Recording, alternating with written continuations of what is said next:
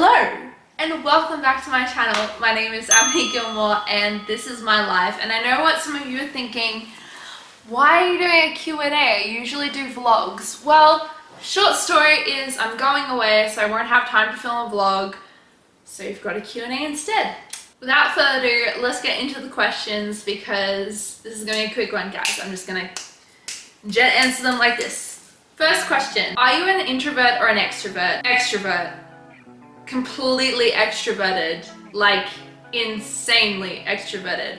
I have never met someone as extroverted as me. I don't just need people to thrive, I need people to survive, okay? If people aren't around me, helping me survive, I'm done. Like, I'm doomed.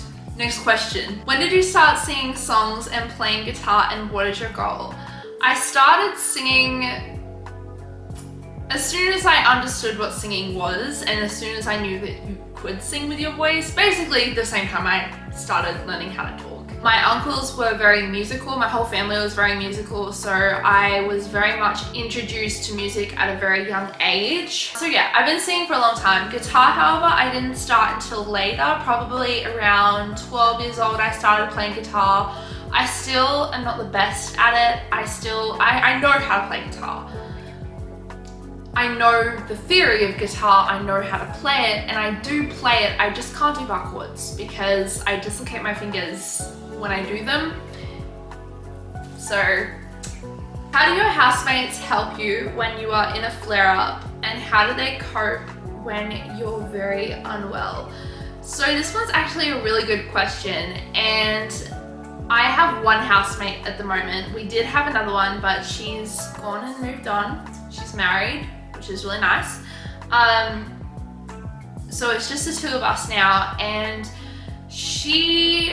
I'm very independent. I really kind of try to look after my health the most myself, but when she does witness me having like a bad throw up kind of attack, like vomiting attack or something like that, she's pretty okay with it because she has a background in health stuff, which I won't go into, but she's really good with it. And also my housemate is also a friend from church, so we're in the same social circles at the moment, we go to the same things. Everyone kind of knows what's up because it's hard to hide because I'm basically throwing up everywhere I go all the time. Last night I was like jamming out to Taylor Swift songs while like throwing up in between each line. It was hilarious, but it was also not fun, but fun at the same time. Feeling any better? Have you been staying out of Albatross, which is hospital, code for hospital? Have you had to go back? Well, I was in hospital today. I had an emergency appointment today. I have a procedure that has just come up on Friday, which is going to be a tube change, also looking into, like x-ray wise, looking into what's going on with my stoma. It's been playing up a bit again. So we're looking into that. Hopefully things are okay though, but things have been rough. I have been having a lot more emergencies lately, unfortunately. So this question is, are you passionate about becoming a singer? I am. I have been passionate about singing since a very young age. I write my own songs and I am recording my own music, which is insane. I have a vlog up here you can go check out of me going up to Brisbane to record my own songs. They are releasing next year and I'm so excited to share them with you. But music is a massive goal of mine. I would love to become a singer in some way, whether that's full-time or just like on the side, I don't know. I want to do something with my music because I feel a very strong passion with it, and I feel like God has given me a voice to use and like has given me the ability to write songs that touch so many people's lives, and I want to do that. So stay tuned for 2024, the year of music for me. Has your gastroparesis changed the way you view your body? And if so, do you have any advice on how to love yourself despite your illness? Wow, this is such a strong struggle that people with gastroparesis really do struggle with. Loving your body when your body literally hates you. It's like a one-sided relationship. You are trying to love your body, but your body just doesn't like you for some reason. But in saying that, like, our bodies are so incredible, and I know that like my body has been through a lot and it's been able to hold up through a lot, and I think that in itself is incredible. I think the fact that I'm still here today is incredible because I know a few times in my life where it could have ended pretty badly, and I couldn't have been here. But I would definitely say that my body, I have so much admiration for how strong it fights and how well designed it is. So I think I hate giving advice because I feel like I don't know, who am I to be giving advice? But since I was asked, and since I do have a few things that I kind of find helpful for myself, I like to look at it from the perspective of my body has been through so much and it's still holding up, and that's incredible. And my body is actually what's not killing me, but keeping me alive. Like, the disease is killing me. Well, like, causing issues, but my body is what's actually fighting against it. That's what's fighting against it. Your body isn't the problem. The problem is the disease. Your body is the powerhouse that's fighting against it. And I love looking at it that way. Now you have a waterproof tube. When are you going to start catching some waves on your board? I hope soon. I was actually going to go surfing last week. I didn't end up going because I just haven't really been in a good way health-wise at the moment. So that's the only reason that I've been held back from doing it since I got my tube changed. Before I got my tube changed to a button, I couldn't do it because, yeah, it just wouldn't work with that type of tube I had. And I also had to wait for my stoma to heal. It's healed now. I have a button. The button has some issues at the moment, but we'll get it fixed. And then hopefully this summer I'll be able to go surfing heaps. Do you have any tips on how to reduce anxious thoughts and feeling hopeless when struggling with symptoms during a flare-up? This is such a good question as well. I feel like these are all like really, really good questions. I feel hopeless a lot with this condition because obviously I want to do so many things, but my body restricts me sometimes, and especially in a flare-up. Like I said before, I wanted to go surfing. That didn't happen. Why? Because I'm in a flare-up currently. So that kind of has been really hard to deal with. And again, I hate giving advice because like I feel like everyone's experience is so different and unique, and what works for people is different. But from my experience, what I find helps sometimes it doesn't help. But I like to try and keep my mind busy somehow when I'm in a flare-up. So if that's just like putting on like a really good, nice movie, like while you're in bed, put on like Disney Plus, Netflix, whatever, just sit there, watch a movie, I don't know, like do craft in bed. One flare-up, I remember it was so bad, and I didn't have a feeding tube as well. So like I was just not in a good way. And that's when I started my business, and it started actually as a clay earring business before I got into like scrunchies and tubie pads. And those clay earrings, I made a whole batch of them in bed. Like I got like a little tray to put on like on my like lap while I was in bed, and I made all these clay earrings, and I loved it, and it gave me something to do when I was in such a bad flare-up, and that was the beginning of Let Me Enjoy Boutique. So I would like to probably say, like, try doing something you love that you can do in bed, or like adapt somehow that you can do it in bed. Like, you can't usually do clay earrings in bed, but I made it work. So even if it's just like laying down with a candle on, or watching a movie, reading a book, I don't know, like find something that you enjoy that you can do in bed during a flare-up, because I promise you, it gave me something fun to do, something to kind of work towards as well.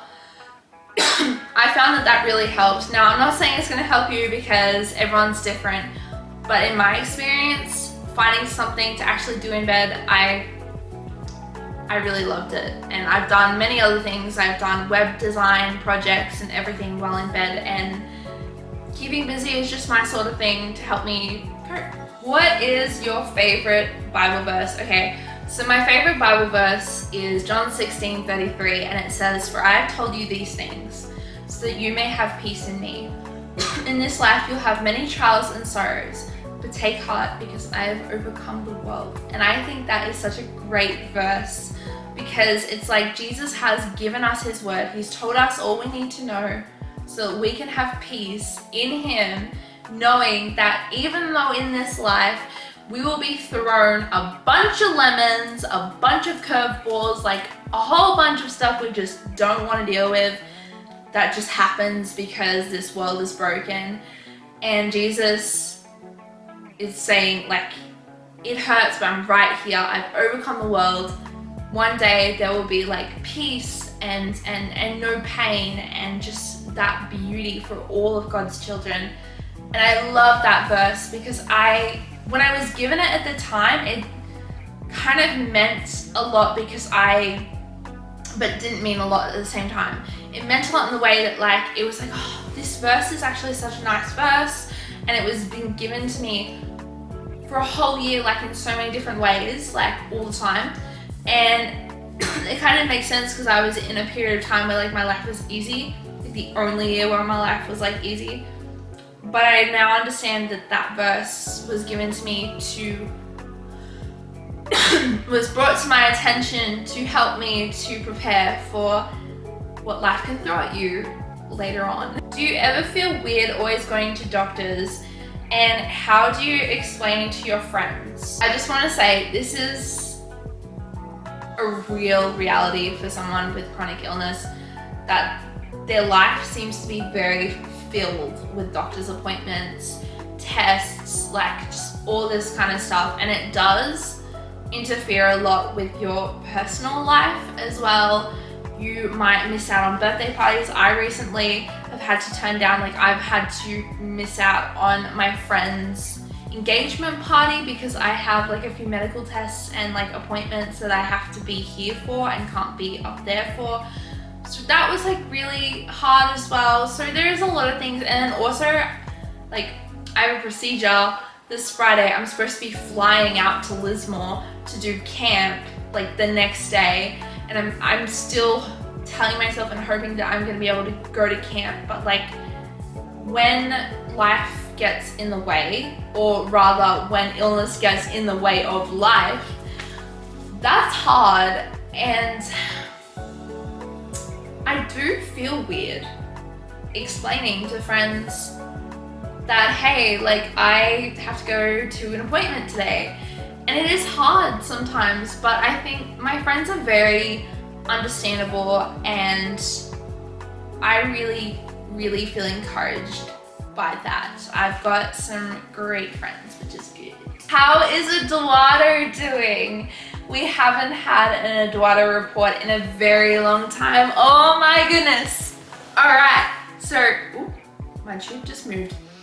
You guys have to hear this. This is like a reference to like when I first started my channel and I was first diagnosed with gastroparesis, and I was just like so weirded out by how big my belly could get and like how pregnant I looked during a flare-up. It was like insane. So I was like taking heaps of photos of like my belly to show my doctors and being like, I'm so like bloated, what's going on? And usually all the time it was like, oh, you have a blockage, you need to like take a whole bunch of stuff to like move it.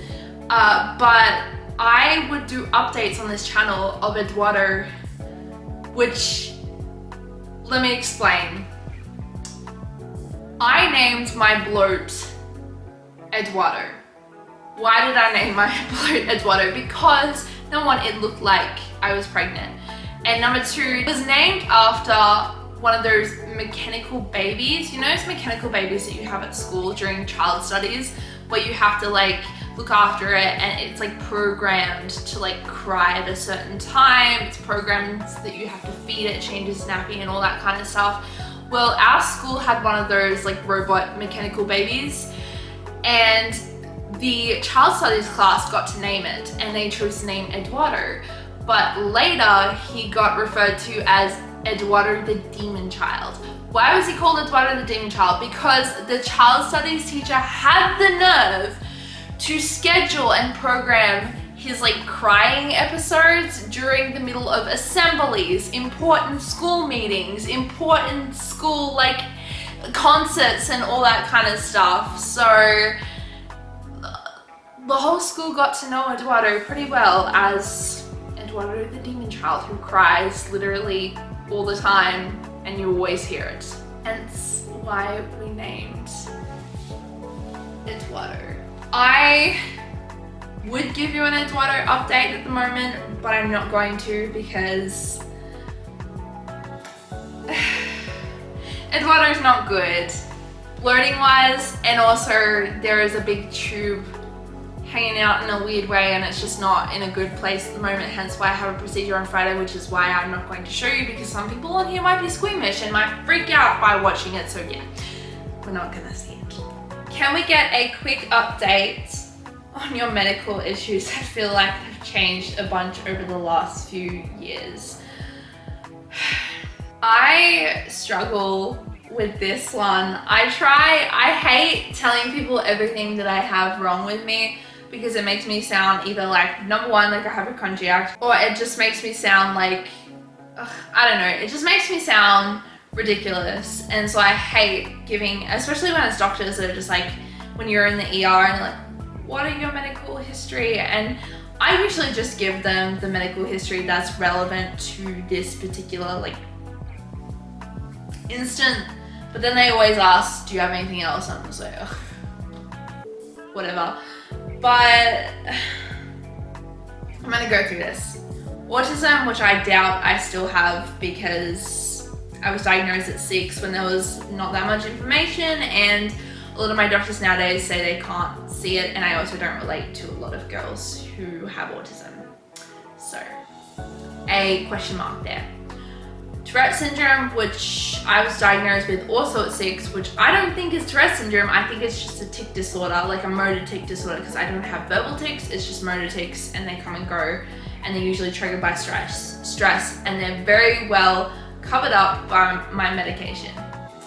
Anxiety and depression, I was diagnosed at 8 after traumatic experiences as a child. Then I was diagnosed with gastroparesis at age 20, followed by Ehlers-Danlos syndrome, aka EDS, at age 21, and postural orthostatic tachycardia syndrome at sort of technically at age 21, however it's not confirmed yet. It's pretty much like my cardio is like, yes, you have it, but we can't technically confirm it until we do the proper tilt table test. I have done a version of the tilt table test, but it's like the paupers version, so they'd rather do the proper one before they say like, yes, we can put that as a diagnosis. But at the moment it's just like, he's like, you've got it and I'm treating you for it, but like we're just not going to write it down until you have the tilt table test, because then we'll know how severe it is. And cyclic vomiting syndrome, which is recently, I'll put a video up here about like that particular syndrome because that was very new and a lot of people haven't heard of it before. I hadn't, but yeah, those are my conditions that I've been diagnosed with. Pretty much all of those conditions are kind of like secondary to the Ehlers-Danlos syndrome, which I was born with because it is genetic. I find that a lot of people with gastroparesis have eating disorders. Have you had any issues like that? So this is a very hard question to answer because I don't really talk about this, but so there is a small percentage of people with gastroparesis who develop eating disorders, and they develop it because of basically the obsession around food and weight that goes on when you have a condition like gastroparesis, because the doctors, your doctors and your dietitian, everything are very, you have to be very cautious about what goes in, and you also have to be very cautious about your weight because it can drop very quickly sometimes. So to have a weight that goes up and down like a yo-yo, and then on top of that to also like have to think about everything that goes into your body like 3 times before you actually ingest it, does actually pose a risk for like starting to develop conditions such as eating disorders, because of how psychologically tolling it can be to be so hyper fixated because you have to be on what you're eating and what your weight is. Have I experienced an eating disorder?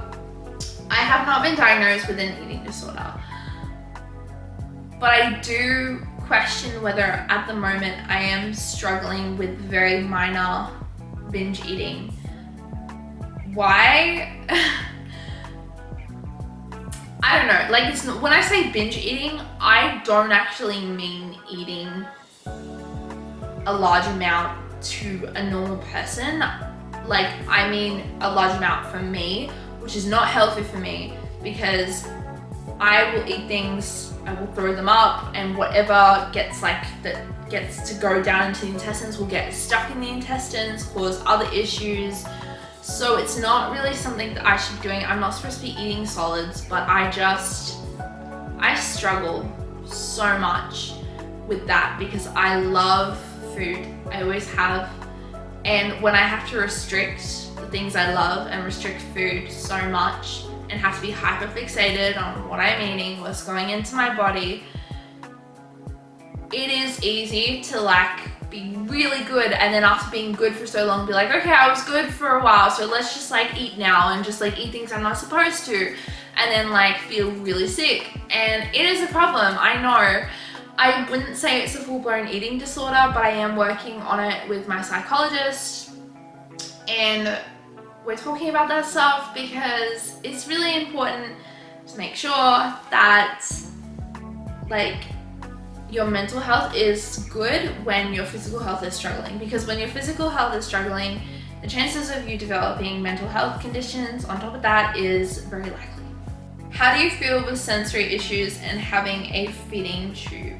I struggled for the first couple of days with my first NJ in terms of just how uncomfortable it is. I wouldn't say it was a sensory issue. I think it was just more the sheer discomfort I had with having a big thick tube shoved down my throat.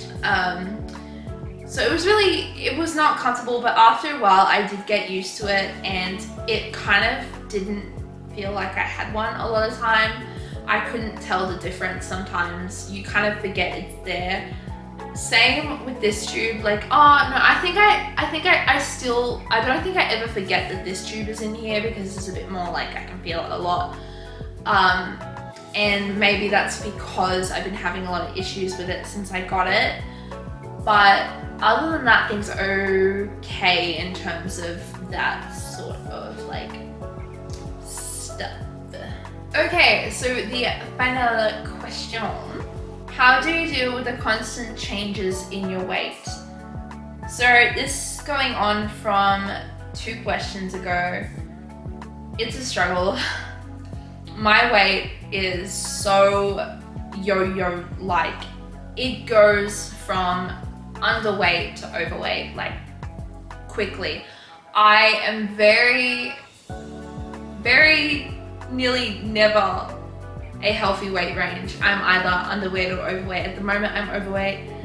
I don't feel comfortable in my body at the moment, and I really am struggling with my body image for like the first time in the entirety of my life, because I never really had body image like issues as a girl, like as a teenager and whatnot. I don't know why. I mean, I didn't have Instagram. I only had Facebook, and I didn't follow anyone other than like my family and like a couple of friends. So I think maybe I wasn't really kind of, and we didn't have TV as well. And we also like didn't like watch movies that much or anything. So we watched movies, but not like, they were just like kids movies and like Star Wars and action movies and whatnot. So I think maybe that's why I wasn't too like having too many like issues with my image. But I do know that at the moment I really am struggling with it, and it's not fun. And how do I deal with it is what I do find very helpful is to look at other people who are my weight at the time and think, I see those people as very beautiful, incredibly gorgeous people. So why do I, who is the same weight, see myself as ugly and disgusting? Because I look at these other people and I don't think about weight at all. I just see beauty. So why am I obsessing and thinking that I'm so like ugly sometimes, when it's like people my weight that I look up to who are gorgeous? And that really helps me to see perspective, that it's about perspective. It's, you know, and who defines beauty really? Like, who's there defining what beauty is? Because everyone has a different standard of what beauty is. Like, you go to Africa and they have a different opinion on what beauty is to what America has, and America has a different idea of like what beauty is to like to Korea, and Korea has a different idea of beauty to Australia. Like, every country, every society has, every different decade has a different like opinion on what beauty is. So like, who is to say what beauty actually is? Maybe beauty has nothing to do with a certain body type and has more to do with just the person and who they are and their kindness and their love for other people. Maybe it has nothing to do with appearance and everything to do with how you make people feel. But anyway, that is my video for this week. I hope you liked it. If you did, be sure to give it a big thumbs up. And if you liked it even more, don't forget to click that subscribe button. You can also follow me over my Instagram at Amity Gilmour. Love you guys. God bless.